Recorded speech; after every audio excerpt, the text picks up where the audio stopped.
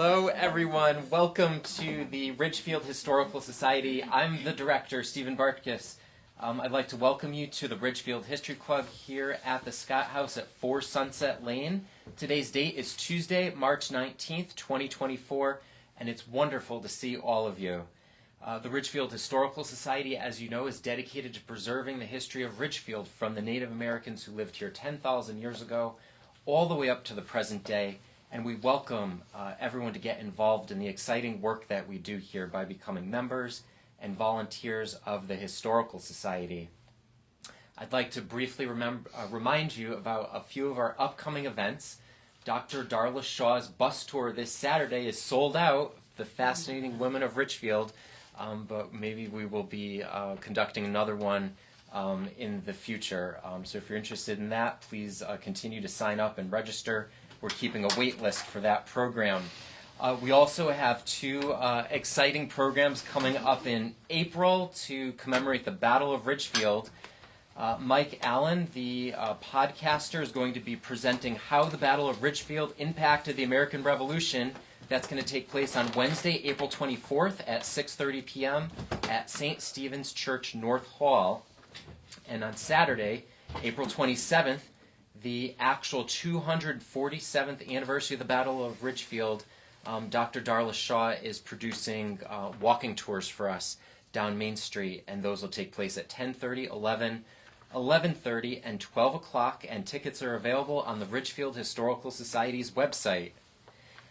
So for today, we're celebrating Women's History Month, and we are going to be discussing Ridgefield women then and now.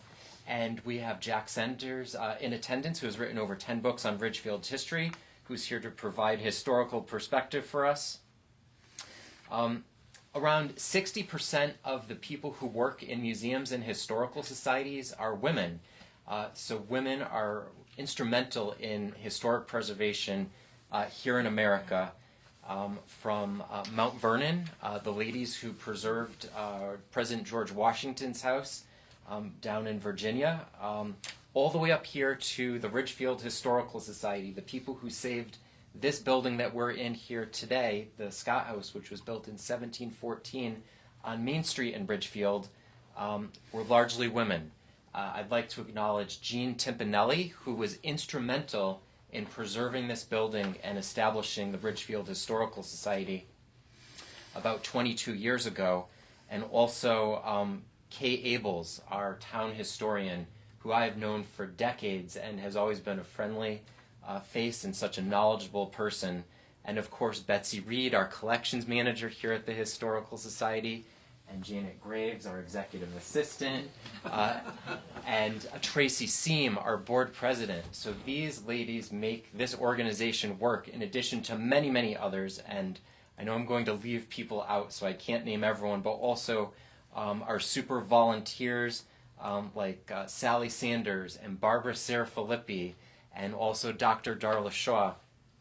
We could not do the work of historic preservation and sharing the history of Ridgefield with the community without these important women. So I thank you all for everything that you do, and I want to congratulate you.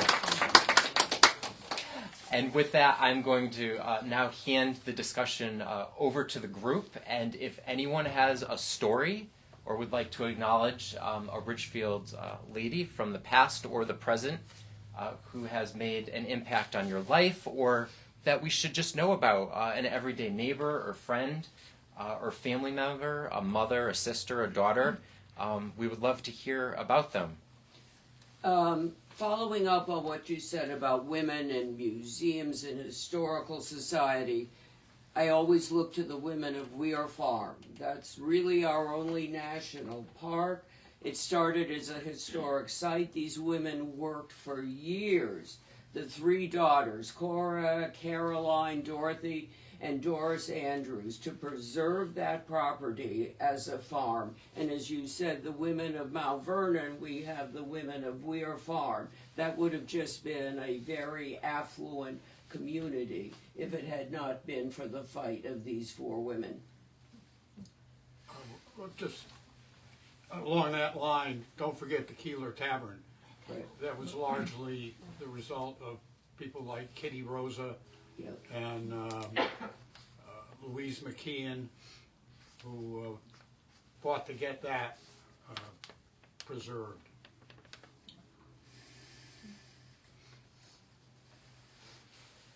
Great, thank you so much. Are there any, yes? I would like to recognize a living,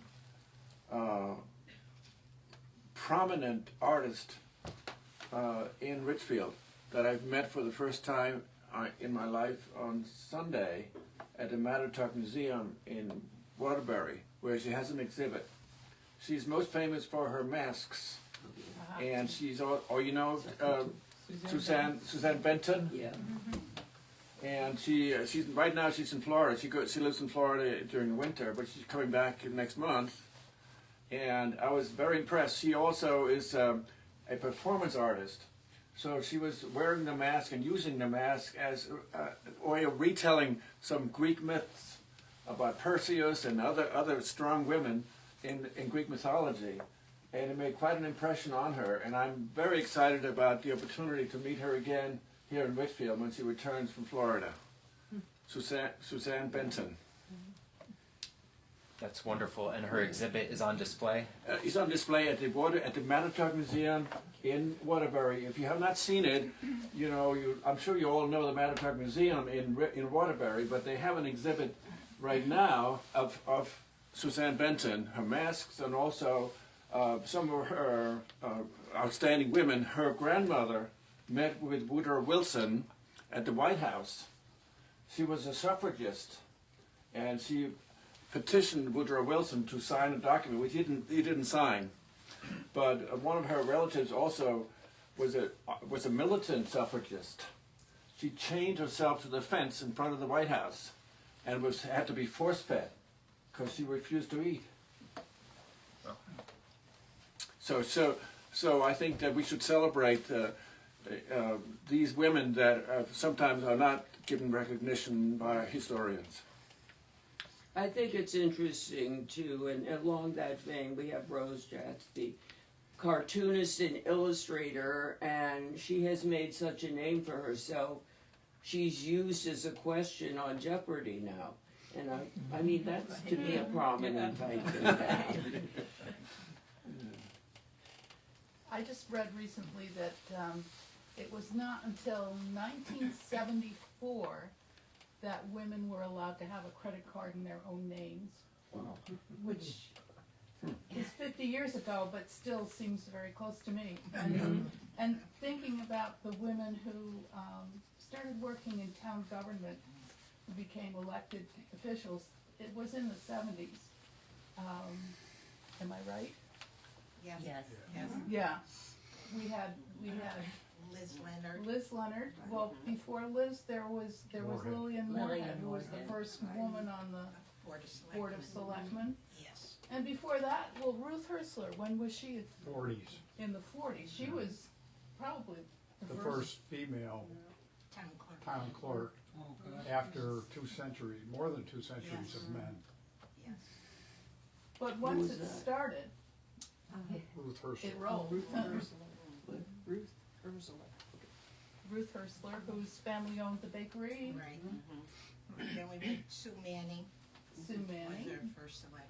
She was Planning and Zoning Commission chairman Yes, she first, was. and then became first selectman. Barbara Ireland was Yes. state representative. Right. There were Martha- women before her, though, Yeah, well, Liz was before her, right? but there were Nancy Carroll Draper. Nancy Carroll Draper and Officer Filippi. Not State Rep. No. There was another one before Nancy Carroll. McGlynn. Oh, Maggie yes, McGlynn? Mrs. McGlynn. Yeah. Maggie McGlynn. And there was also Roland, who was Yes, Alice Alice Rowland. Yeah, she was. so you're talking 30s there. Yeah. 30s and 40s, yeah. Well, talking about education, I think I learned from you, Sally, that the first superintendent of schools, I think in 1919, was a woman. Charlotte Wakeman? Charlotte Wakeman, right? And there wouldn't be another female until the 80s. Yeah, that's interesting. Yeah. I'd like to bring the conversation back to Lillian Moorhead. And I came here personally today to acknowledge what Lillian Moorhead meant in my life, because she was certainly instrumental in many ways in the community, as with the Housing Authority and the Board of Selectmen. I moved to Ridgefield in 1976, which I think is an old-timer, but looking around this room, I know that I'm probably the youngest one who moved to Ridgefield, even though it was 1976. My name's Linda Hanley. I had 2 small daughters, and I stayed home with them for about 15 years and decided it was time for me to move in to paid work and how to go about it. Lillian and I had become friends in the Women's Political Caucus and the League of Women Voters. And at that particular time, as you all know, Lillian was a realtor. There was a new real estate office opening in Ridgefield, and she was going to manage it. And she said to me, I know you're interested in getting back to work. Would you like to be the administrative assistant? So job hunting, I think, is one of the worst things one can do in one's life, going out and resumes and interviews. I just started working there and worked there part-time for about 4 years.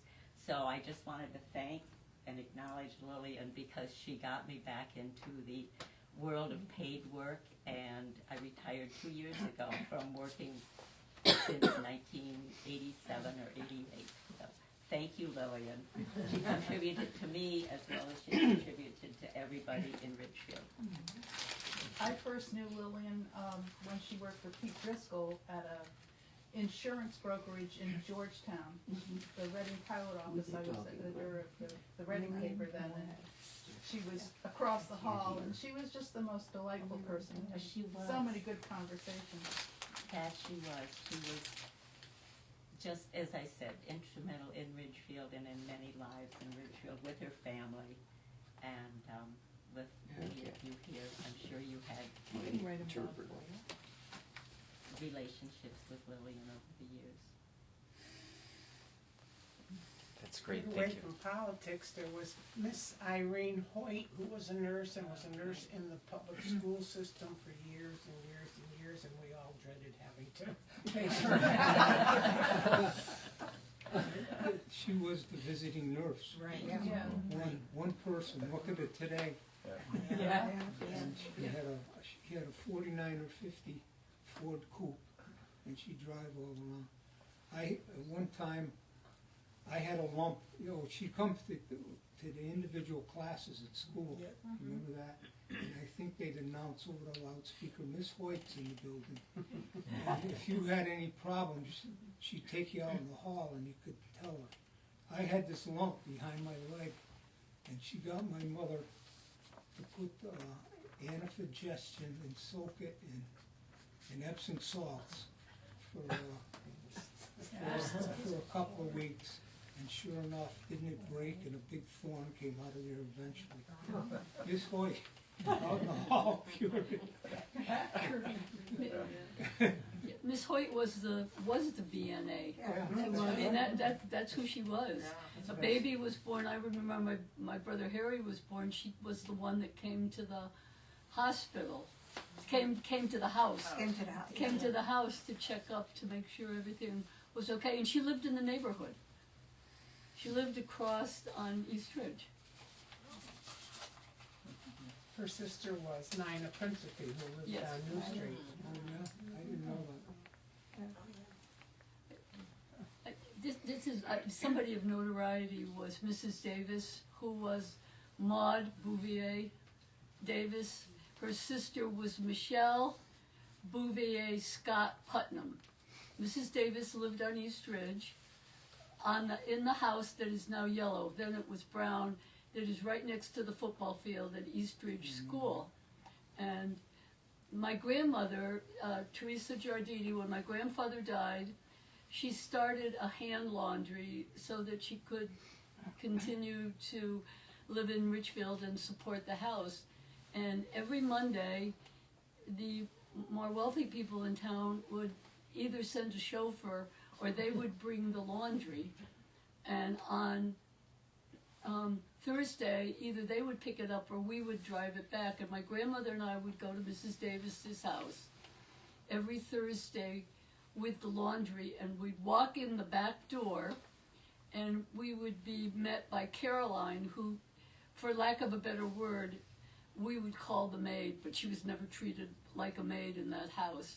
She would make tea, and we sit at the table, and Mrs. Davis would come in and sit at the and sit down and have tea with us, and then take us through the house. Her birthday and Mrs. Putnam's, they were twins. You can look it up. Mrs. Davis was very robust, and Mrs. Putnam was as skinny as a stick. They both had red hair, and their birthday was on August 4th. But on July 4th, they celebrated their birthday, and the reason they celebrated it then was they used to shoot this fireworks off in the field, right diagonally across the street. So she would have the birthday party, but the thing that I remember the most was the way the table was set. In the back of the house, it was the kitchen, and then the butler's pantry, and then the dining room. And for that meal at night, it would be set with the best crystal. There was always a bowl with pansies floating in it, because it was the finger bowl with the towel to dry the hands. And each place setting had a crystal pepper, a container with pepper, and then the little salt with the little spoon. And I don't even know how many forks and knives. Mrs. Davis, even though she was a Bouvier, she never, you wouldn't know that she came from a family of substance. It just wasn't her thing. What she wanted to do was play golf. That was her, for me, even back then when I was young. And there is a story that her brother, Black Jack Bouvier, lived in Ridgefield also. That's Jackie Kennedy's Father, Jackie Kennedy's father. And this is a sideline because Jackie Kennedy. But my Uncle Joe Perriandri likes to tell the story that he used to work for Black Jack, that she was visiting her father one day, and he told everybody in the family that he put her on the toilet. I have no idea how true that is. Not one, but that is the story. But Mrs. Davis is somebody that I remember, Mrs. Putnam, and they considered themselves Ridgefielders in the summer. There were also the ladies whose estates left money to the town that we're still benefiting from. The Doubledays, Richardson, Lewis. In fact, when I was in high school, I was lucky enough to get a scholarship from the Lewis estate, I believe, that was renewable every year when I was in college. $500 or something like that, which was a big deal in those days. And there was also Miss O'Shea, who we've mentioned before, who was our principal in elementary school. And she lived in a house on West Lane right next to my father's grocery store. She took care of her elderly mother, who was a widow. And because I lived next door, and there were really no children right on my street because I lived on Route 35, I would be invited over there for tea in the afternoons. And when I was at their house, I was allowed to call the principal Isabel, which was her first name. But when I was in school, I had to be very careful to always say Miss O'Shea, which I was by then. Mrs. Ballard was another one who was very generous to the town with scholarships and donating the park. And thinking about the idea that the town didn't need another big house, that what they needed was a park. She also had the house they're demolished. And Yeah. then, Right. and that's why we don't see that house.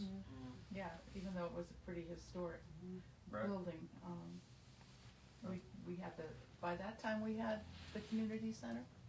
Yes, Yeah, so, she didn't want the town saddled with another white elephant.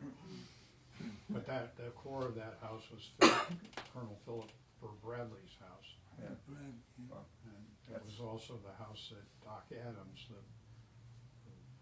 many say is a founder of modern day baseball, lived in. wow.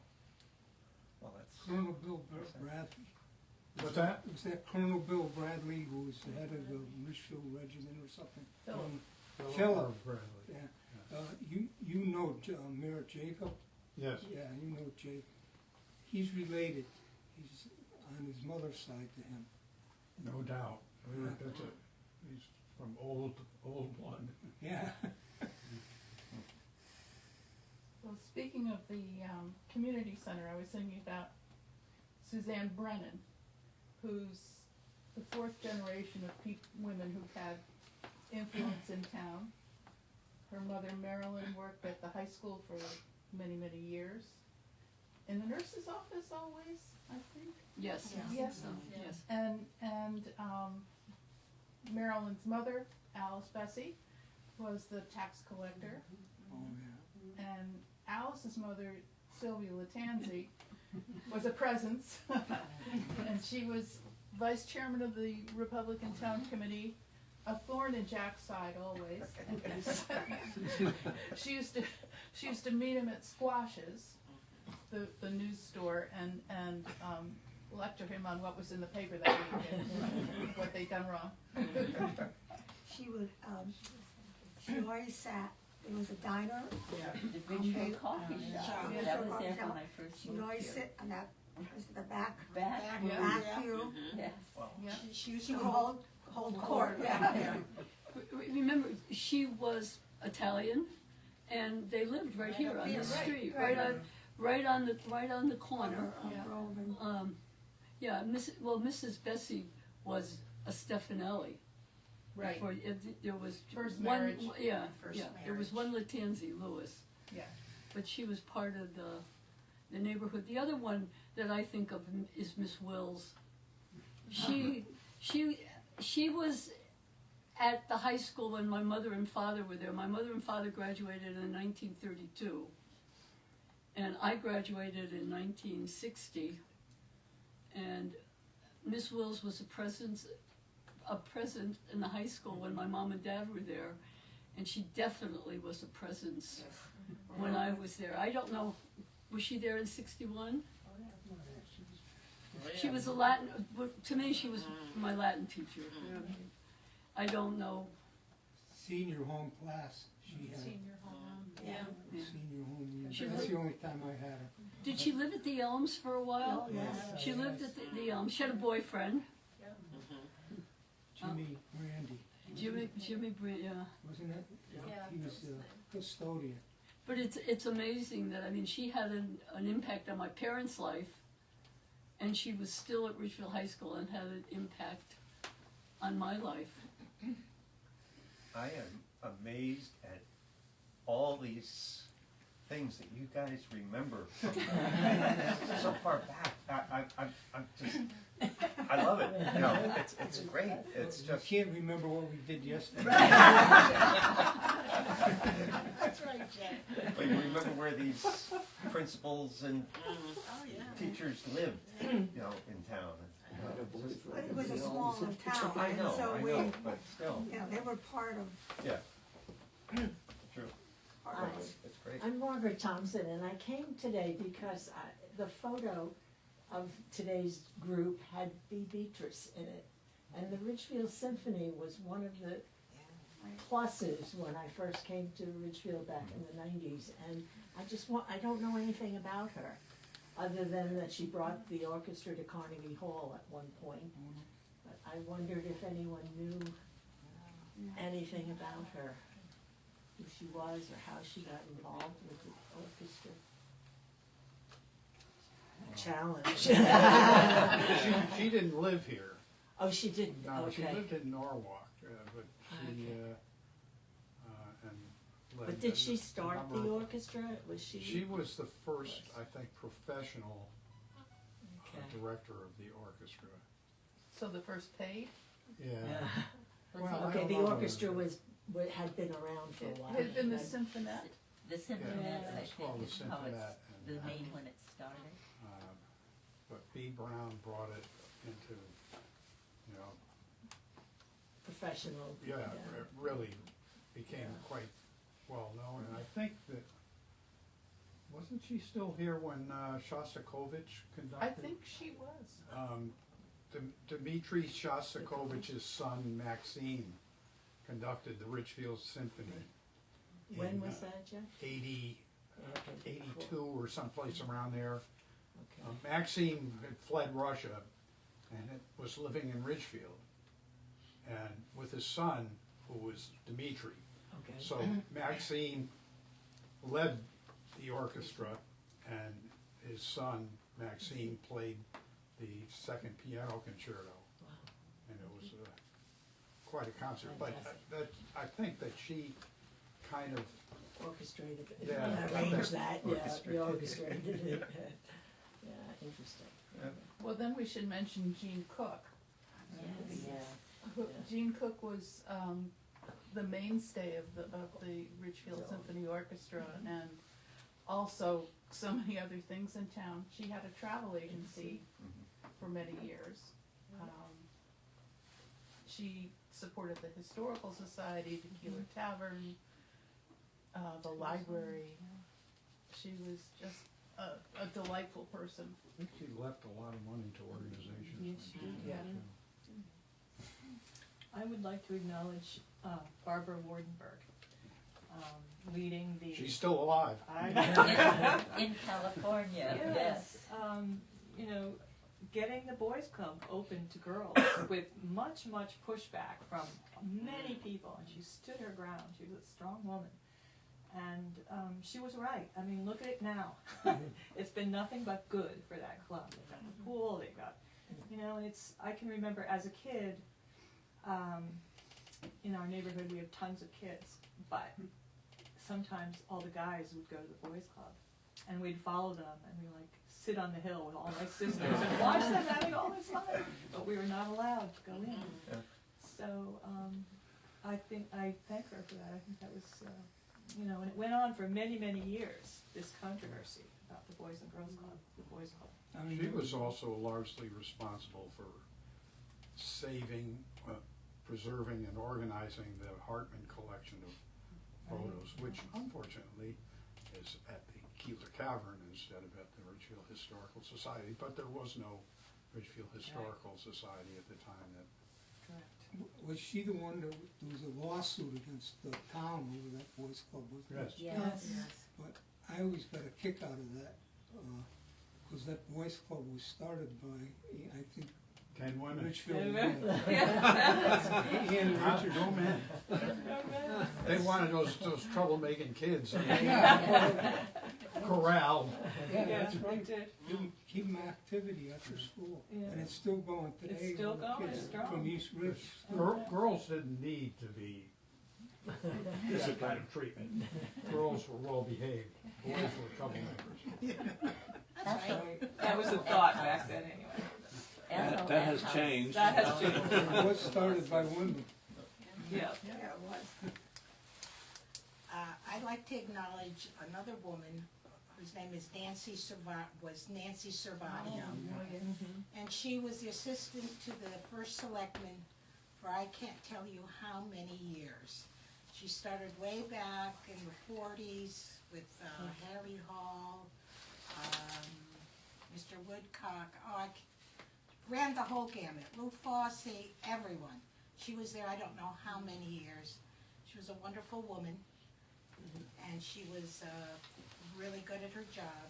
Everything was very confidential, and I'd like to acknowledge her. She went all the way up until Sue Manning. I don't know how many years. That must be a good. And she lived in this neighborhood. Yeah, she lived right She up was- here next to Elaine and her family. Yeah, family. one of the Italians that populated this neighborhood. She was a wonderful asset to the town government. I think we should also acknowledge Barbara Manners and her church yeah. concerts that Oh, have yeah. gone on for so many years and brought somebody. And the Playhouse. On the Playhouse. Playhouse, she was very instrumental, along with Jeannie Cook. And Jeremy Wilmot was And Jer- also yes. very instrumental in getting the playhouse up and running. And then Allison Stockel, who ran Oh my it God, for she- yeah. 20 years. Yeah, the other For ladies free. got it up and running, and Allison ran with it. Yeah, yeah. She made it what it is today. It's amazing. I'd like to go back to the boys club being started by a woman, and I'm working with the men's club to develop their oral history, and I've heard that a woman started the men's club back in the 10 women. what? 10 women. No, Ted, men's okay, club. that's Oh, what men's I, club. because they Men's know club. what was started, so tell me the story of the women. Oh, no. We're talking about the boys club now? No, no, I'm talking about the men's club. They Oh. said that a woman who was a wife of a Perkin Elmer person who was working on the Hubble, there were a whole bunch of these men who didn't have anything to do once they retired and were getting into their wives' business, wanted their own time, and said, you should start a men's club. So is this true? Do you know who the women were? It's been mentioned in the men's club. What year Yeah. did they I- consider? It was started in don't early, remember I the think name. 1984, the early 1980s. It was 1984. Was it? But as you were saying, I don't remember They've a mentioned name, it in the men's club meetings about that. have not heard a When they name. started it. Yeah, because I was For that. looking for a name or names to give them credit. Yeah. Yeah. It's Well- possible that a issue of the press around the time that they had their first meeting would have mentioned. We have a meeting of the men's club tomorrow morning. And they're going to be discussing the history. Okay. They've never had a historian, so they're trying to put something together. Yeah. And I suspect they don't have anybody that's a member now that was there at the start, Yeah. right? Yeah. Because they're of their age. Well, Dick Godbout's pretty close. Well, a couple of those guys that worked on the house. Yeah, because he's 90. They're going to pull a group together. I'm going to meet with them, Oh, okay, the earliest members, to see if Right. there's any memories of this. okay.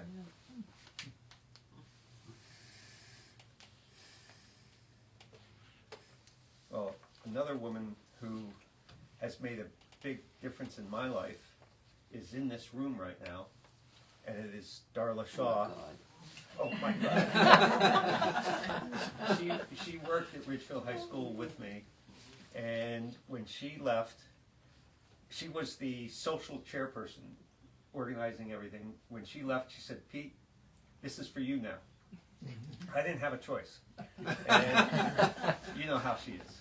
And so I did that for 22 years, and loved it, and everybody had fun, and then she got me involved with the Revolutionary War walk, and I'm Nick Bellantoni now, and you know, there are so many things that she has done, and she is still, you know, like she's still trying to find out who started the men's club, you know, and she's an eccentric, you know, who was it that came and videoed the Yeah, I was in a documentary. Documentary. Director from Canada, I don't remember his name. Okay. You know, that she is an eccentric from Ridgefield. Just so many things that she has done and is continuing to do. Well, one woman who really influenced me, and I don't think a lot of people realize she lived in Ridgefield, was Dr. Jane Goodall. She had her headquarters like in the parking lot, that White House, 2 stories. And I was working as a volunteer at FCI prison, and at that time, I think it was 70s or 80s, she was working at the prison with plants and animals and the prisoners. And we would check in together, which was a long process, and we got to know each other. And she invited me to spend a summer in Tanzania, working with the track children, the beach children, and in the schools with recycling. And this woman so inspired me. She was so authentic, so true, so real, so dedicated. So I was just so fortunate to meet people in my life like her. And I think she also had headquarters in the Donnelly building over the pizzeria. And then she went to WestCon, and then her headquarters, now she's 90, Washington, D.C. Yeah, it was over the, Yeah. in the Amatuzzi. Amatuzzi building, Yes, pizza right. building. Okay, right.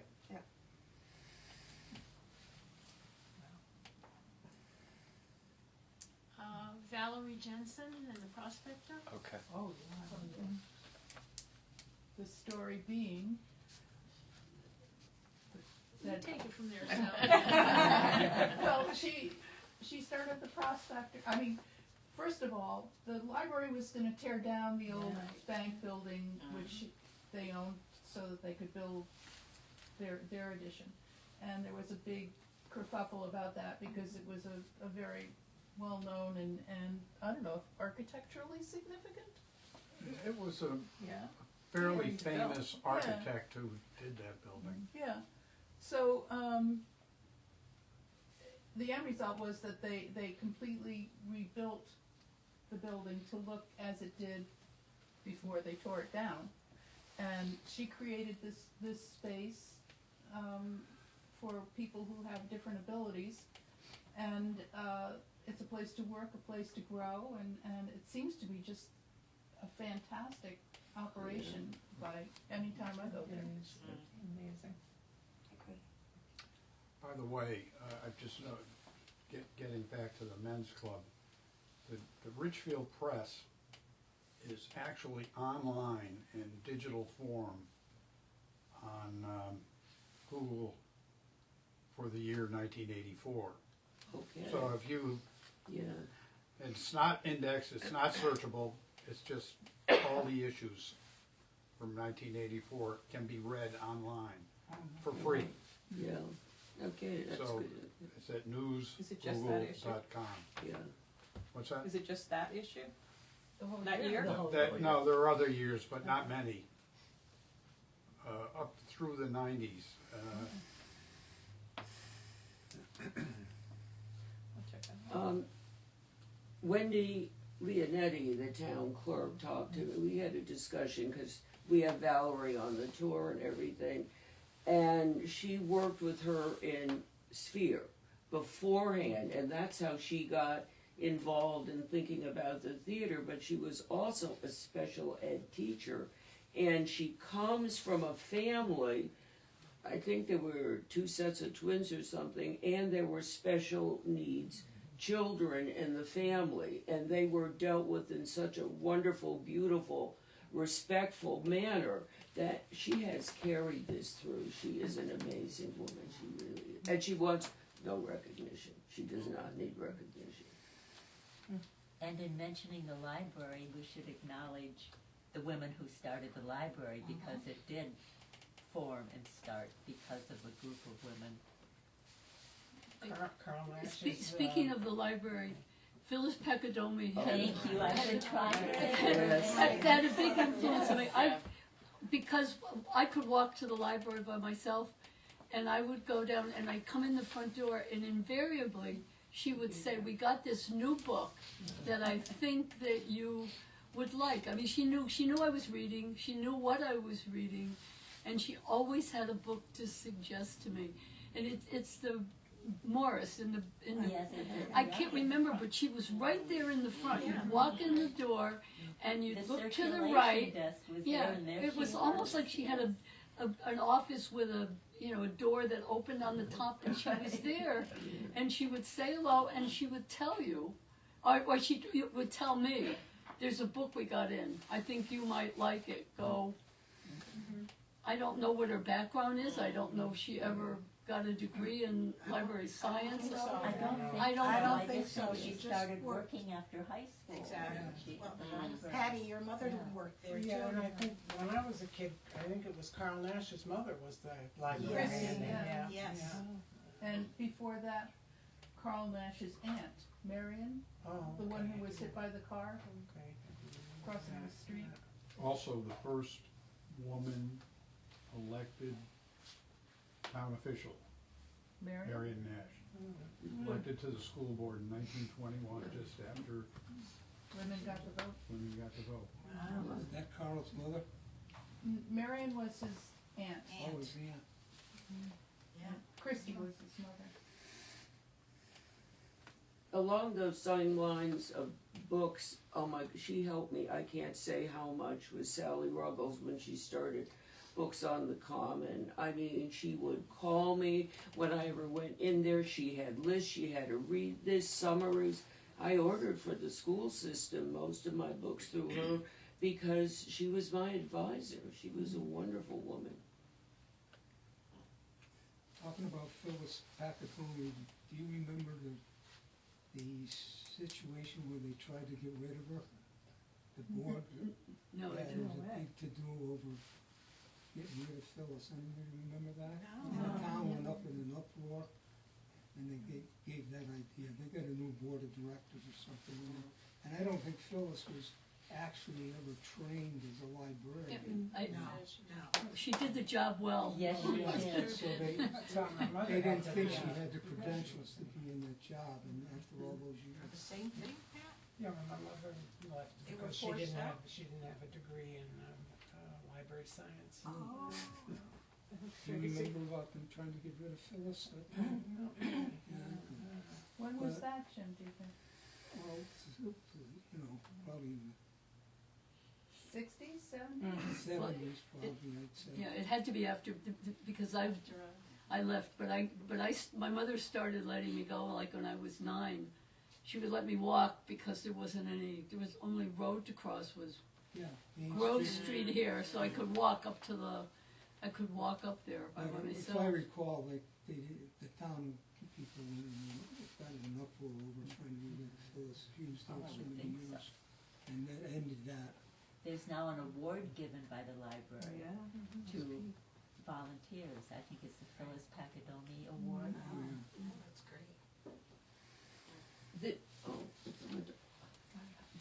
I just think this is a funny story, and Sally can follow up. I guess it's a conspiracy theory or something. So when I was doing the house tour, I put down Twiggy from the 60s, the actress, model, singer from Britain, because I'd always heard that the first house on High Ridge, it's this beautiful fieldstone with a fence and a beautiful fieldstone estate and everything, and that's where Twiggy had lived. Yeah. So Sally, I put it down, and Sally said to me, no, no, no, no. Why do you think we had that conspiracy theory? I don't know, did someone from the city come out and from the New York Post or one of the tabs? There were kids circulated stuff like that all the time. There was another Madonna? famous, 70s teen idols female singer who was supposed to have. Oh, Cyndi Lauper. Yes. That was the other one. She lived right down the road from Yeah, Twiggy. yeah. I was going to put these people in my house tour. Luckily, I had everything validated.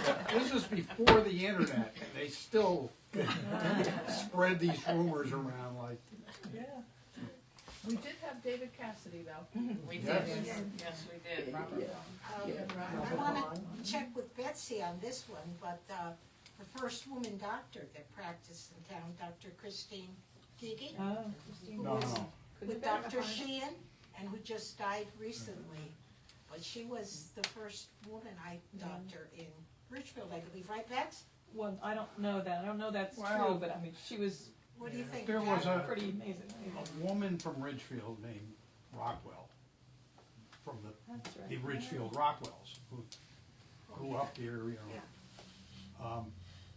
Who became a physician in the Anna. 20s. Right, yeah. But not here. But she practiced mostly in Bridgeport. Yeah, we discovered that. And then Annie Keeler Bailey, who was born in Ridgebury in 1856, became one of the nation's, you know, back when there were, in the whole United States, only a couple of thousand doctors that were female. She was a female doctor in the 1880s and practiced in Danbury. She was attached to Danbury Hospital right from the start, and was a well-respected physician. Jack, I heard, there was a story that the angel of Dien Bien Phu visited somebody in Ridgefield. Is that true? Who was that? From Vietnam, there's a story because of the history of the war in Vietnam. There was somebody living on Branchville Road that she was supposed to have visited. I don't know this. The angel of Dien Bien Phu. It's a location in Vietnam. It was a big battle. Yeah, there was a big battle. But there was an angel? Yeah, no, she was She was involved. Well, yeah. She was involved in that battle, and she was visiting somebody here in Ridgefield. Was she Vietnamese or American? Yes, she was definitely Vietnamese. Vietnamese. She was Vietnamese. The only women in the Vietnam War were nurses.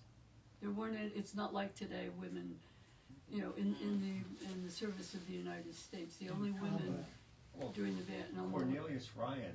Excuse me? Cornelius Ryan lived down Branchville. Yeah. Did you hear that he, too, Barbara? Yeah. Yeah, He wrote the book D-Day. The longest day. Yeah, The Longest Day. The Longest Day. Would she have been visiting him? I doubt it, because you remember the Second World War was in the 40s. We're talking about the Vietnam War. Oh. And when did he die? He died. But speaking of Cornelius Ryan, Catherine did not, she deserved credit too. Because she actually helped with the research, she did the editing on all of his books, and she wrote her own series, I think the Betty books. And then she found his diaries, I think, at the end of his life, where he was dealing with cancer. And I think that book was called The Private Battle. And she was a very, very well-known, good writer, but receives little credit. Jack, what about Claire Booth Luce? Yeah. My Aunt Gina worked for her. She never talked about it, but she worked She for was a playwright. She was a ambassador. female congresswoman who was elected during the World War II on her own merits. I mean, a lot of the women who were in Congress, and there weren't many, in the 30s and 40s, were either the wives, the widows, or the children of congressmen who had died or had to leave office because of illness or something, and they took over. But she won on her own, so she was a pioneering woman in Congress, and she became a U.S. ambassador to Italy, I believe, and was big in St. Mary's Church, and lived up on Great Hill Road, across the street from. That's it. Well, speaking of a name that got confused, I lived near Old West Mountain Road, and the house that was supposed to possibly be a UN, and I think you told me Harry Houdini's sister-in-law actually built it, and then Robert Vaughn lived there, and now Dick Cavett lives there. But in between, there was somebody named Bernie Siegel or something like. Yeah. Okay, so I guess there's a Bernie Siegel who's an actor or famous, and so The neighborhood was so excited, not me, because but anyway, the younger people, because this great celebrity was again moving into that house, and it was a financier. It had the same name as this person, but that's been a very interesting house with a lot of turnover in one place, One of the treasures of Ridgefield, I think, is Founders Hall. I go there several times a week, and the director of Founders Hall is Grace Weber, and she's very much of a hands-on director, and I think she should get a lot of credit for making Founders Hall such a treasure. She's been there from the start? Yes. She's a long time, Yeah, she's been there since the beginning. Great. Well, thank you. Before we wrap up today, are there any final stories or names that anyone would like to mention? I'd also just like to mention, Sally. I mean, I could not do what I do at the schoolhouse or anything without Sally and Jack. And as I said, I'm so appreciative. I've done Barbara's interview. I've learned so much. I've done Elaine's. I'm going to be doing an interview, with the Mullins and anyone else, who wants to. And then, of course, Betsy just gave me the model of the Scott House to put together for everybody here has just been so open and so welcoming and supportive and willing to do the work. There's a lot of places, there's a lot of talk, but no work. And this is not that kind of place. I'd just like to mention one totally forgotten person, primarily because there's also a lesson 30 years later, kind of lesson. A woman named Mary Hewitt, who was in the first half of the 19th century a well-known, well-respected poet. She wrote half dozen books between 1846 and 1860, and in 1845 she wrote one that Edgar Allan Poe, who did quite a bit of critical writing, reviewed and called a set of her poetry, her compositions evince poetic fervor, classicism, and keen appreciation of both moral and physical beauty. And as it turns out, she and Poe became good friends. But by the 1860s, I don't know exactly, I can't remember what happened, but she needed kind of support, and she married a guy named Russell Stebbins of the Ridgefield Stebbenses. He was a New York City native and a New York City merchant and a Ridgefield native. And in 1861, they moved back to Ridgefield in a farmhouse. That, by the way, was Barbara Wardenberg's house in the 20th century. And she became totally forgotten. And she died here in 1894. Nobody knew, very few people remembered her as a poet. And today, nobody does, even though you can still find her books. But 30 years after she died, in the 1920s, somebody was walking along Governor Street, and there were people outside the House of Friends, the old Donnelly building. They were where the VNA is now, burning papers. And there was just baskets and baskets of old letters. And so this person grabbed a couple and opened one up, and she found a letter with the signature Sarah H. Whitman. And then she looked over the pages of the letter and saw references to Edgar Allan Poe. And Sarah Whitman turns out, was once slated to marry Poe, and somehow their engagement was broken up, and it sparked many, many lurid stories in the press back in the 1840s. And in this letter that this person rescued, Whitman is writing to Hewitt, the Ridgefield poet, telling her about this whole episode and debunking all the lurid stuff that was in the newspapers and telling what the real story was. And that letter today is in the archives of the Poe Society in Baltimore. It's considered one of their, a treasure. And she found other related Poe things but many other letters that might have had even more information and better information were destroyed in this burning. And it's just just as an example, a similar letter dealing a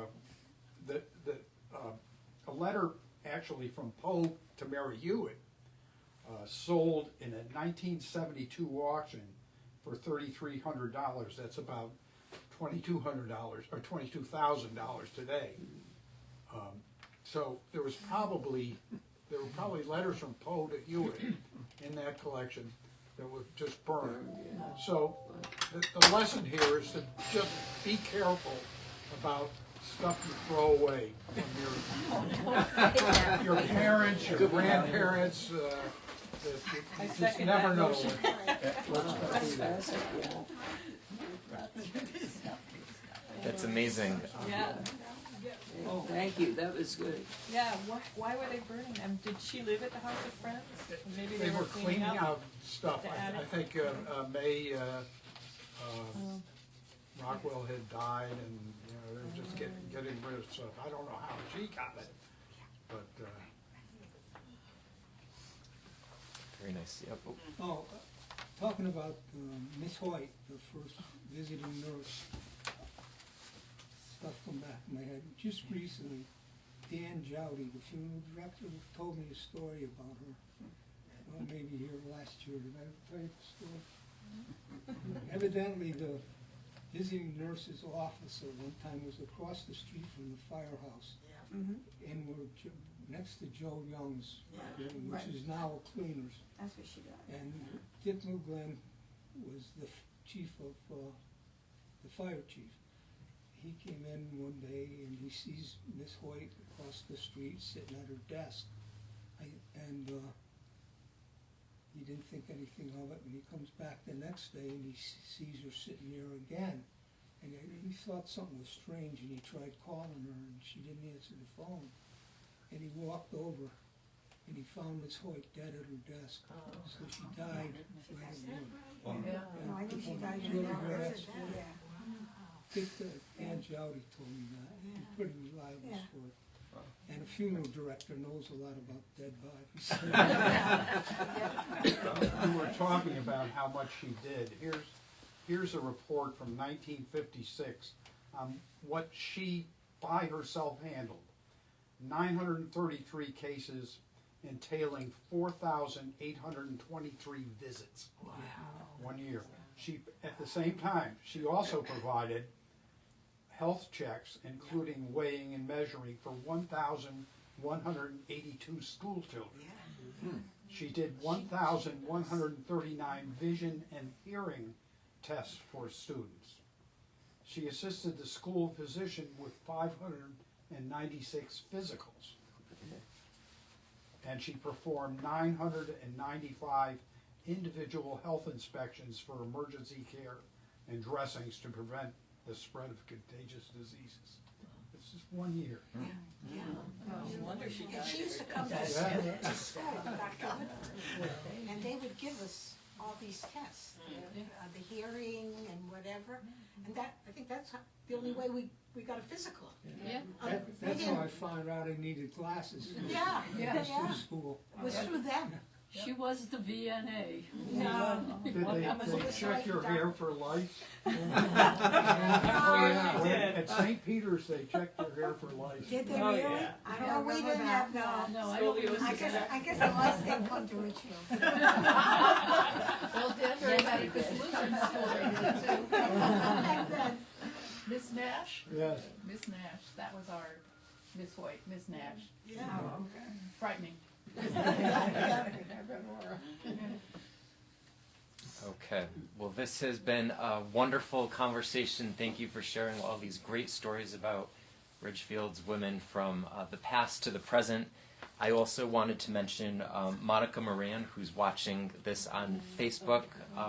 She's one of our founders and another longtime volunteer here at the Historical Society.